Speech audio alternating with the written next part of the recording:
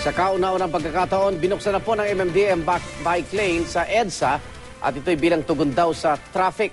At kung wala ka namang bisikleta, may 20 bisikletang pwedeng hiramin sa MMDA. Narito po ang report.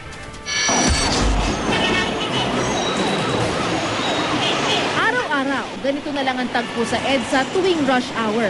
Pagkahaba-habang traffic. Mga bus na nakikipagsiksikan. At mga pasaherong wala nang masakyan. Para kahit papaano yung mapaluwag ang daloy ng trapiko, inilunsad kanina ng MMDA ang kauna-unahang bike lane sa kahabaan ng EDSA. Isang lane ang inilaan talaga para sa mga siklistang binabagtas ng highway. Sasakupin nito ang bangketa sa gilid ng EDSA mula MRT Magallanes Station hanggang MRT Ayala Station.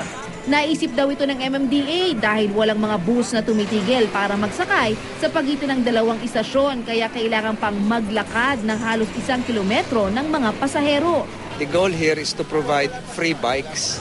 Sa halip na sumakay yung mga tao, mamasahe pa, pwede naman libre yung bisikleta, healthy pa. Kung wala ka namang bisikleta, huwag daw mag-alala. 20 bisikleta rin kasi ang handang ipahiram ng MMDA sa ilalim ng kanilang bike sharing project. Ang kailangan mo lang ay isang valid ID.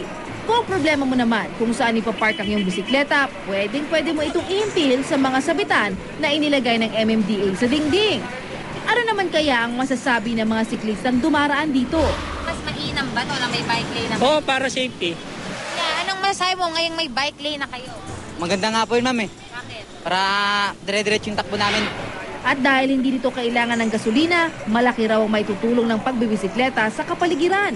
Kaya naman, pinaplano na rin ng MMDA na palawigin pa ang proyekto at maglagay na rin ng bike lane sa iba pang bahagi ng Metro Manila. Para sa Saksi, Lala Roque, nag-uulat.